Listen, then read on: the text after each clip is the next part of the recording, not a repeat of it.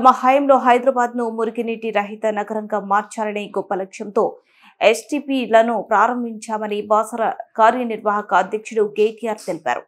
ఫాతేనగర్ STP ఆ party నేతలు సబితా ఇంద్రారెడ్డి, తలసాని శ్రీనివాస్ యాదవ్ తదితరులతో కలిసి పరిశీలించారు. వీటి నిర్మాణంపై కాంగ్రెస్ ప్రభుత్వం నిర్లక్ష్యం చూపిస్తుందని విమర్శించారు. అధికారులను అడిగి వివరాలు తెలుసుకున్నారు.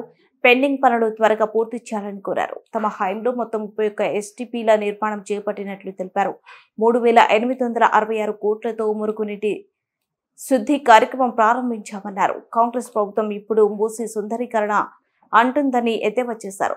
దీనికోసమే వేల లక్షల కోట్లు అంటే అందరికీ అనుమానం వస్తుందన్నారు. డబుల్ బెడ్రూమ్ ఇంట్లపై ముఖ్యమంత్రి రేవంత్ రెడ్డి, భట్టి విక్రమార్క అనేక అబద్ధాలు చెప్పారని విమర్శించారు. తెలంగాణ ముఖ్యమంత్రి కేసీఆర్ గారి నేతృత్వంలో జీహెచ్ఎంసీ పరిధిలో ప్రతిరోజు ఉత్పత్తి అయ్యే 2,000 మిలియన్ లీటర్లు ఏదైతే అంటే 2,000 మిలియన్ లీటర్లు అంటే దాదాపు 20 కోట్ల లీటర్ల మురికి నీరు ఏదైతే ఉన్నదో దాన్ని సంపూర్ణంగా శుద్ధి చేయాలన్న ఉద్దేశంతో ఆనాడు దాదాపు 4,000 కోట్ల రూపాయల ఖర్చుతో 31 సివరేజ్ ట్రీట్మెంట్ల ప్లాంట్లకు ఆనాడు నిర్మాణానికి శ్రీకారం చుట్టడం జరిగింది.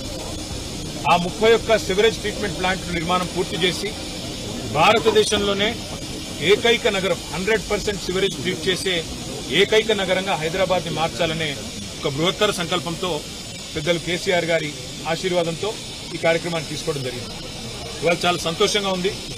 మా కూకట్పల్లి ఎమ్మెల్యే కృష్ణారావు గారి ఆహ్వానం మేరకు, పెద్దలు శ్రీనివాస్ యాదవ్ గారి ఆహ్వానం మేరకు వాళ్ళ కూకట్పల్లి కాన్స్టిట్యున్సీలోని ఫతేనగర్ ఎస్టీపీ ఏదైతే ఉన్నదో ప్రారంభోత్సవానికి సిద్ధంగా ఇప్పుడు ప్రస్తుతం ట్రయల్ రన్ దశలో ఉన్న ఈ ఎస్టీపీని 133 MLDల కెపాసిటీ కలిగే ఈ ఎస్టీపీని సందర్శించడం మా గౌరవ శాసనసభ్యులందరం కూడా కలిసి పెద్దలు శ్రీమతి సబితా ఇంద్రారెడ్డి గారు, సోదరులు మాగంటి గోపీనాథ్ గారు, మరి రాజశేఖర రెడ్డి గారు, అదేవిధంగా శాసన మండలి సభ్యులు పెద్దలు మహమూద్ అలీ గారు, అదేవిధంగా గౌరవనీయులు షమీపూర్ రాజు గారు, మా రాగిడి లక్ష్మారెడ్డి గారు, అదేవిధంగా మా స్థానిక కార్పొరేటర్ అందరం కూడా కలిసి వీటిని సందర్శిస్తా ఉన్నాం.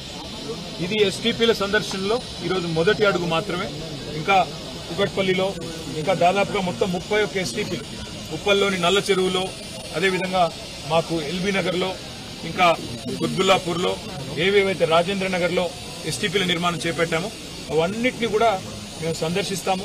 ఏ రకంగా కేసీఆర్ ప్రభుత్వం హైదరాబాద్ మహానగరంలో జీహెచ్ఎంసీ పరిధిలో మరి 100% శుద్ధి చేసిన మురికి నీరును ప్రజలకు అందించాలని తపన పడ్డదో మళ్లీ గుర్తు చేస్తాం.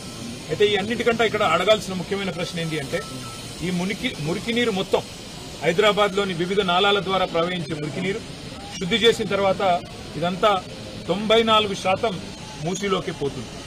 ఇవాళ ముఖ్యమంత్రి గారు మూసీని నేను సుందరీకరిస్తాను, మూసీ ప్రాజెక్టును అద్భుతంగా చేస్తాను అని మాట్లాడుతూ ఉన్నారు.